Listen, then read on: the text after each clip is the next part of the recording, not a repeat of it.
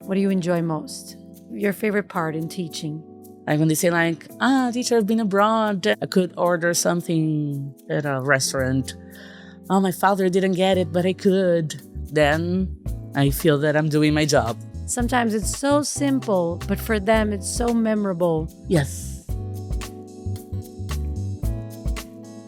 So sometimes we prepare our classes thinking that it's going to be like a perfect environment. And it's not. But they're having fun.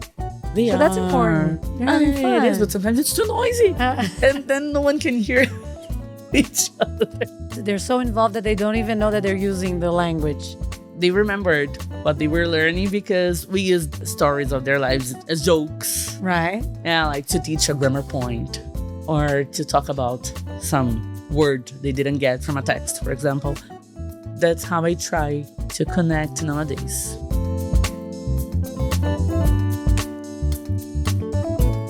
Hello, Fernanda. Hello, Rebecca. Welcome. Thank you so much for being here. Thank you for the invitation. Yeah. So let's kick off our episode talking about your journey as an English teacher. So you started teaching to support a different career path, right? In journalism. Yes. Yeah. And then after 6 months, you decided that you didn't want to do journalism, that you wanted to become a teacher. So I'm curious about what grabbed your attention, what excited you about becoming a teacher? Well, I started teaching adults. Yeah, like I had taught like kids for 4 months before that, but I consider that I started teaching really when I was 18 and I was in college. And I started teaching adults, and it was nice to see like how they were interested. And the course, the school where I worked, the course was divided in every 6 months. Yeah. So in 6 months, we finished a book. Right. And I could see their development in 6 months. So when they started speaking and when they came saying like, I want to have classes with you again. And now I can feel that I really learned. And I was like, I like that idea. And I decided to change courses and study languages. Seeing the development of your students in those 6 months is what grabbed your heart and mind. And being in contact with different people, different stories. I think that's it. So you started your career as a teacher teaching adults. Yeah. Yeah. And then older than me. Yeah. And how did you end up teaching younger children or teens? In the school where I started, they had no kids. Yeah. They had some teens and no kids. But my first coordinator said that I looked like a kid's teacher. And then she took me to courses. She made me practice. And I kept this idea in mind. I said, I don't know if I can teach kids. Yeah. So after these 17 years, like after I did everything I could in that school, so I taught adults, then I started teaching teens. I didn't have the chance to teach kids. And then I went to another school from the same group to be a coordinator. And I went back to the school where I worked before. And then I decided to change like environments. Right. Then I sent my resume to regular schools. Right. Okay. So before you were in language schools. Yes, that was a language school. And I really loved that. I loved the environment where I worked. So I didn't want another language school because I was happy with what I was doing there. But I wanted a different group of people to teach, a different routine as a teacher. And then I came here. So what ages do you teach now? From 3 to 4. Okay. And then from 8 to 14 years old. So you've taught different ages, from the little ones to the adults. Yeah. Do you feel there's a difference in the way you teach or in the way they learn? There is a difference. But it's a different difference. Okay. Yeah, like, so when I came to a regular school, I thought, oh, that English is part of their lives, is already like in their schedule. And so I thought that, okay, they have to study that. They're not looking for an English course. Right. But then I felt a different interest. Like here, they are interested, yeah, like in taking exams. Not all of them, of course, yeah, but they're really interested in proving they know English somehow. Yeah, so some students work really hard to get good results. And it's not that different from the adults I used to teach who tried to get a better position at their jobs or to study for a trip abroad. Yeah. So, yeah, they have like, Those differences. yes. And then you said that you began teaching in a small neighborhood school, a language school, Yeah. right? What did you learn in that situation? How to connect with your students? That's a good one. Because I tried to teach them with real examples of their lives. And by doing that, I could feel that they remembered what they were learning, because we used their, I don't know, like stories of their lives as jokes. Right. Yeah, like to teach a grammar point or to talk about some word they didn't get from a text, for example. And that got me closer to them. And as adults, we don't think too much. Yeah, we don't think like, okay, should I say that? It was just like flowing, yeah, in the classroom. And some of them have become my friends. So I've been to weddings. Some of them have become teachers. And I think that connection with their lives helps in the learning process. That's what I think. Like, if I can't connect to a student, I get really desperate. Oh, yeah. Yes, I do. And how do you do that today with the young ones? So you told us how you connected with the older ones. How do you connect with the young ones? I try to do the same way. But nowadays, what I feel is that this connection is not that easy anymore. Yeah. In the past, I felt like I could connect with more students than I do now. It's a different generation. Yeah, they have different interests. So I'm getting more desperate than before. So how do you close that gap between the generations? What are some techniques maybe or strategies that you use that you could help our teachers that are listening to us? I use games. Games. Games. They like games. And sometimes I get frustrated because when I try to talk to them seriously, it takes a while for them to understand that it's time to talk seriously. It's time to speak English really. So that's my challenge. That has been my challenge now. Because I know that games help, but they're not the only tool we can use. Right. Yeah, but that's the moment I see them speaking in a way they feel they are not being tested and or judged or evaluated. And then sometimes when they are doing an activity and they say, I don't know it, but you answered in the game. It's the same question. It's the same thing. And so that's how I try to connect nowadays. So you feel that they are engaged while they are playing games? They are involved? They're so involved that they don't even know that they're using the language. Yes. Yeah. Good. Not all of them, of course. Some of them I have to say, like, come on, it's time to speak English. It's time to answer in English. Yeah, you're not just playing. But what are some of the games that you regularly use? I use like Find Someone Who, like a very simple game, but they get really involved. Or I use some online games. Yeah, just dividing groups. Sometimes I mix like girls and boys. Sometimes they want to be like only boys and only girls. Sometimes I use a ball, like really simple things, but to make them feel they are playing. Because I feel that's their routine nowadays. They like playing. Mm-hmm. Yeah. It's their Their new way of working, right? Yes, and have to get in their lifestyle. Uh-huh. And for you, what's your favorite part in teaching? What do you enjoy most? When I really feel they are enjoying the moment. Like, or when they say something, or when they have a real experience. Like when they say like, teacher, I've been abroad and I could talk to foreigners. I could order something at a restaurant. Oh, my father didn't get it, but I could. I could help him or her. Yeah, I help my mom or my dad. Then I feel that I'm doing my job. Uh-huh. Yeah. And it's something, sometimes it's so simple, but for them it's so memorable. Yes. That they were able to understand something or communicate or get that idea across, or someone spoke to them and they understood what the person was saying.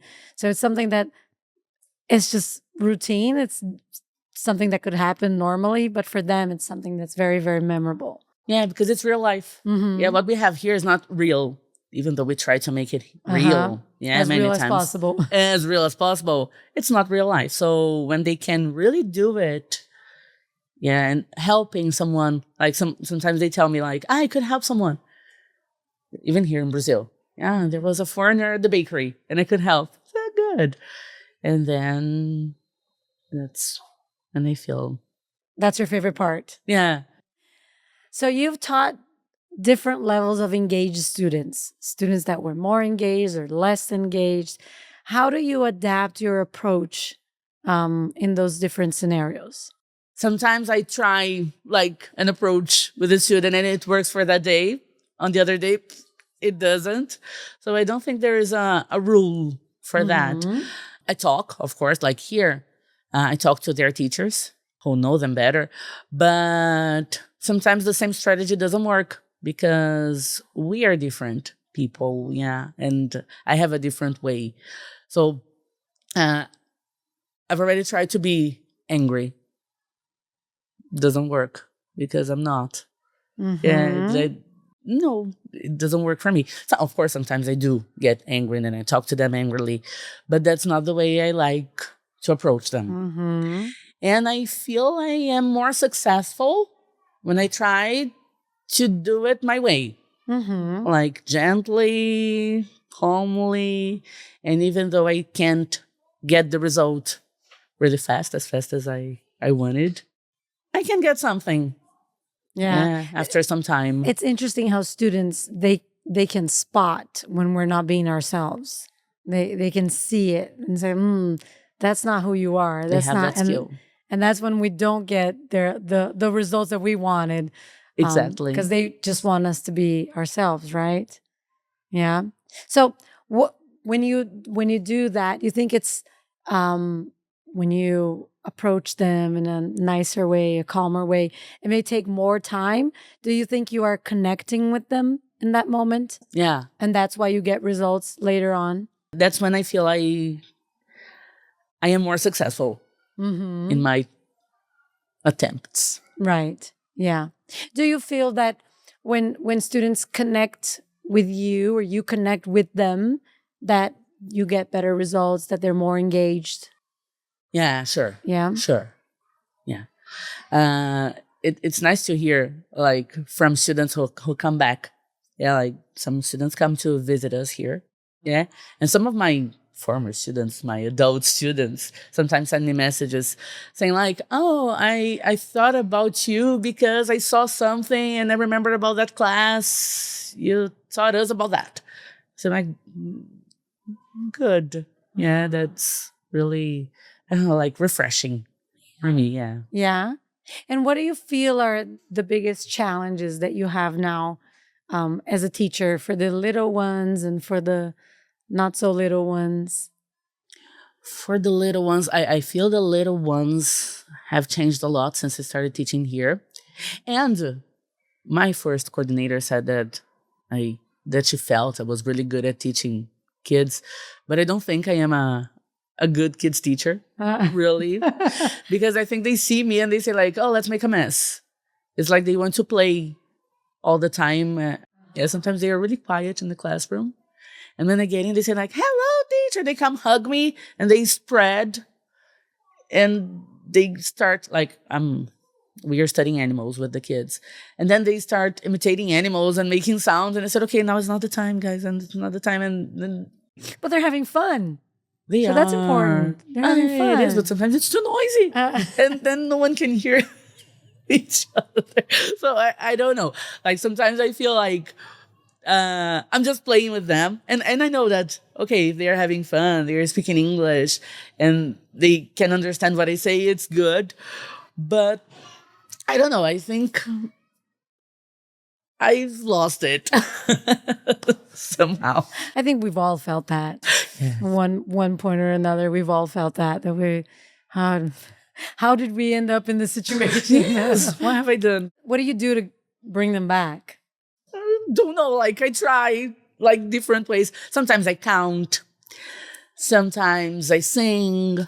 Sometimes I speak Portuguese. And I say, no, it's a mess. Now is not the time. Yeah.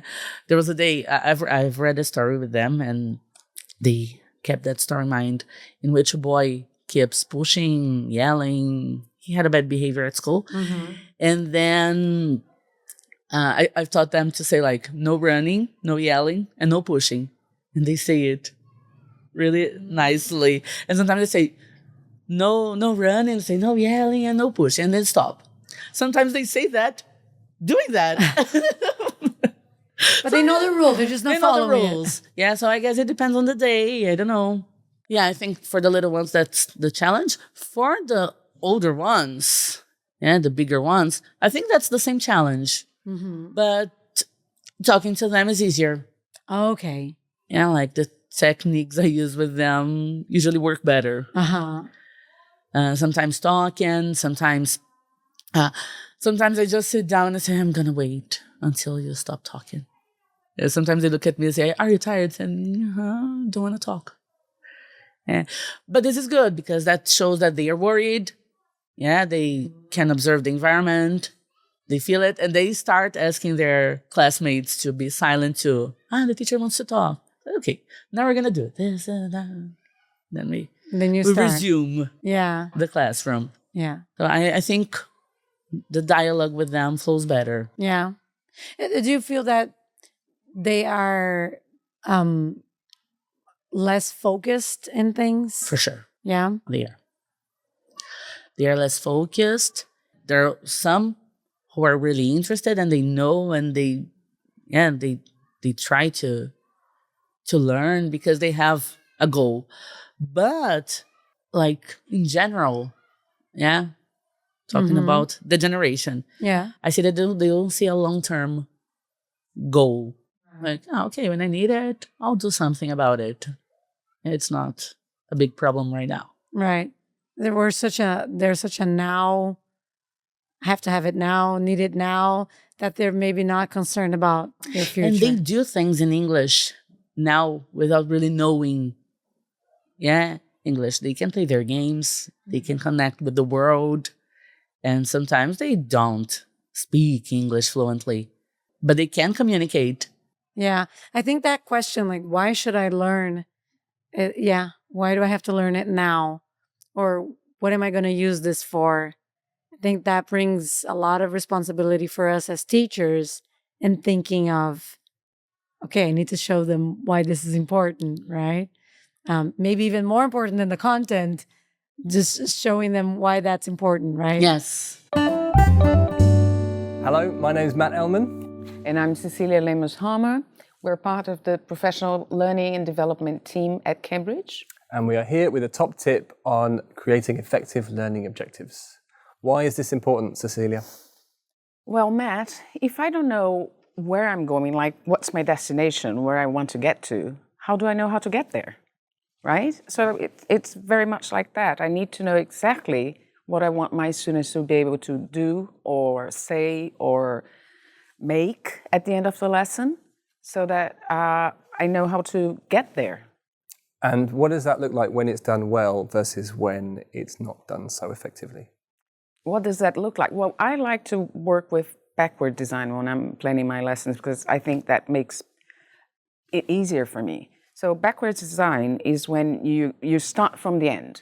So I think about, okay, this lesson, if it's a good lesson and my students have learned what I intended them to, what are they going to be able to do or say or at the end of the lesson, right? And then from there, I say, okay, to get there, what steps, what stages my lesson is going to have for me to get there. So for example, if I'm talking about, if I want my students to write their favorite recipe at the end of the lesson, I want them to be able to do that. What do I need to do before that? I need them to talk about their favorite recipes and then maybe work with some language that I know they're going to need cooking verbs or things like that. Some emergent vocabulary that they're going to need to write that. Food vocabulary and things like that. So it's all about knowing where I want to get to helps me think what I need to do to get there. So what would your learning objective be for the recipe lesson? My learning objective would be the students will be able to write their favorite recipes in a way that anybody can cook their favorite dishes. Mm-hmm. Okay, and how could that look if it was done badly? Food vocabulary. So I would focus solely on the language items instead of what they're going to do with that language item. Yeah, that's often, I think, what you see in course books, isn't it? Yeah. And I think there's a good reason for that, which is that course books are used by teachers in many, many different contexts. So it's on the teacher to kind of break it down and make that learning objective real for their learners and for their class. And it's also important that you know exactly what your learning objective is, because then you can define your success criteria, which is breaking that learning objective into smaller parts kind of thing. And then by doing that, you're actually at a better place for knowing whether your learners got there or not. Yeah, for sure. For me, I think the backwards design idea that you mentioned is about thinking to the end of the lesson and understanding what good looks like. Yeah. Like, what do you want the learners to do well? How does that look? And then break it down. And in breaking it down, you get your success criteria. So language is one part of that, but it could also be about confidence. Are they speaking to each other confidently? Have they written enough? It can be about collaboration, life competencies. Yeah, definitely. And language is a part of it, not necessarily. Not the whole thing. Yeah, not all of it. So there you go, how to write effective learning objectives. That's our top tip. And your students describe you as a patient person. So what strategies do you use to maintain that patience, especially in challenging moments? I breathe. Okay. That's a good one. Simple, just breathe. I breathe. Sometimes I wait. And especially this year, I've been telling my students that I don't want to do things in a hurry. So if I prepare my class lasts 50 minutes with them. And if I prepare a class to last 50 minutes in which I have to work with 4 elements, and I can't work with the 4 elements, I'm not going to be worried about it. Okay, we're going to do it later, but there are more things involved, especially when we are in a regular school. Yeah, cannot just follow with the content. If there are students, I don't know, if there is a student which doesn't feel well in the classroom, he doesn't feel good, or he's not really learning, or he felt disrespected by a classmate, there are things we have to solve. So sometimes we prepare our classes thinking that it's going to be like a perfect environment. And it's not. Yeah. Sometimes they come to my class and they have just had a fight during the break. I said, okay, now we're going to talk. And there was a day, it was I think it was an aunt of my student who had died. Wow. And then she came to me, she had 3 classes before. And then after the break, she came to me and said, teacher, my aunt died. And she started crying. could not say like, okay, let's start a classroom. And then let's start the class. And then the other one remembered about someone who had died. She started crying too. And that's okay. All right. Let's calm down. Let's deal with that now. It took 20 minutes to calm them down. Mm-hmm. Yeah. It doesn't get crazy. It's beautiful, the way that you actually deeply connect with your students in a way that they feel comfortable enough to come to you and talk about their feelings and talk about their emotions. So it's beautiful the way that you actually connect with them and see them as people, not just as another number on a student chart. Yeah, no, they have names.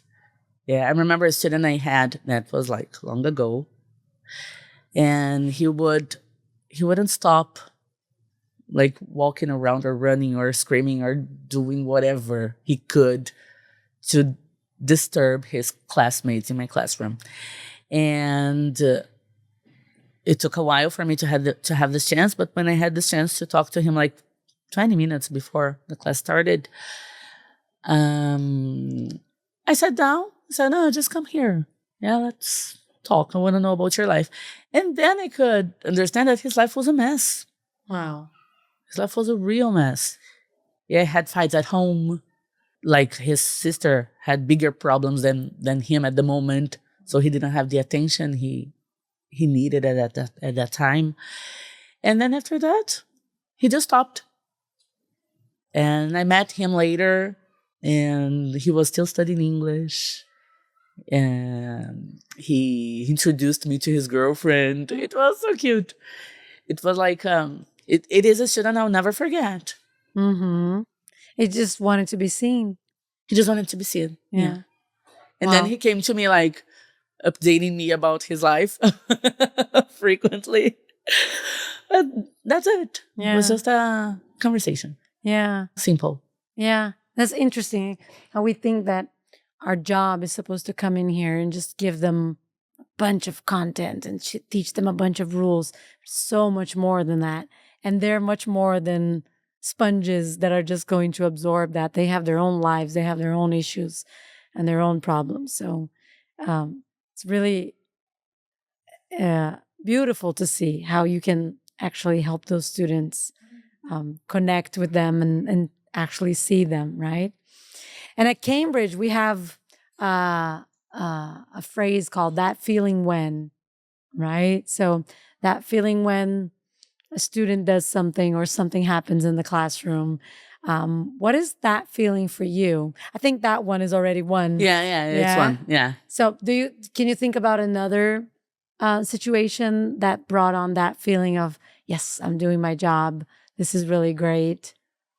So I had a student here when I started working here, like one year after I started working here, and she would be in the corner of the room. She wouldn't talk, and when I got closer and I said, "Talk, read, say this word," she said, "No, I can't. I don't know. English is not for me. I don't like it." I don't know. And then I asked her, like, "What could happen to you if you said something wrong? Just tell me what could happen."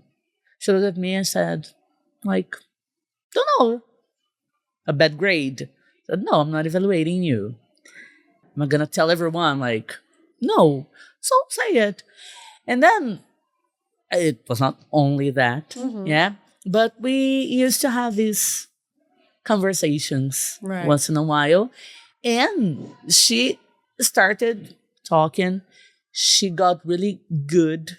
She changed groups. She went to a more advanced group. And she studied here into the 9th grade. Uh-huh. And then they go to other schools. And they come back to visit us. Right. And then she came back, she said, "I'm in a higher level group there. Thank you. You made me speak." Yeah, and that's amazing. Yeah, that must have been very rewarding. Ooh, really rewarding. Yeah. Wow. I got chills here thinking about the way you impacted that student's lives. I love seeing her fly. Yeah, that's amazing. It is really good. Once I got a chocolate on Easter and with a message saying, "Thank you for teaching me the present perfect, for making me understand the present perfect. And I was like, oh, cute. And that was the same feeling. Mm-hmm. Yeah, there is something big, there is something small, but it's the same feeling. Once there was an adult, and then he said that when he became the manager of the company he was working at, he would tell us. So he finished the course, and after, I don't know, like 2 years, he got the promotion. And then he went back to the school to thank us for the job we had done with him. Well, it was his dream. Since he started working at that company, he said, I'm going to be a manager. I just need English. Yeah. Yes. Well, so many opportunities open up to people, especially adults or young adults entering university because of English, right? Exactly. Wow. So, as we start to wrap up, I have something we call the quick fire challenge. So, I'm going to ask you some questions, and you're going to answer the first thing that comes to your mind. So, what's one thing you couldn't live without in your classroom? Water. Okay, good. Stay hydrated, important. Morning lessons or afternoon lessons? Morning lesson. Yeah. If you weren't an English teacher, what would be your dream job? Have no idea. Don't know. Journalist. Journalist. Way back. But I don't think about that. Yeah. I don't think about that anymore. Favorite snack during the day? Chocolate. Yeah. And your worst teaching habit? Getting lost. Yeah. Yeah, I get lost in my own plan. Okay. Yeah. That's it. Does that happen? Frequently. Yeah. Yes. Frequently. Yeah. Amazing. So thank you so much, Fernanda. Thank you. For your time and for sharing. I loved hearing about the way that you and your students interact, from the little ones to the big ones, and how you get involved with them in their lives. So inspiring to see that kind of connection. So thank you. Thank you. I loved talking to you. Good. Thank you.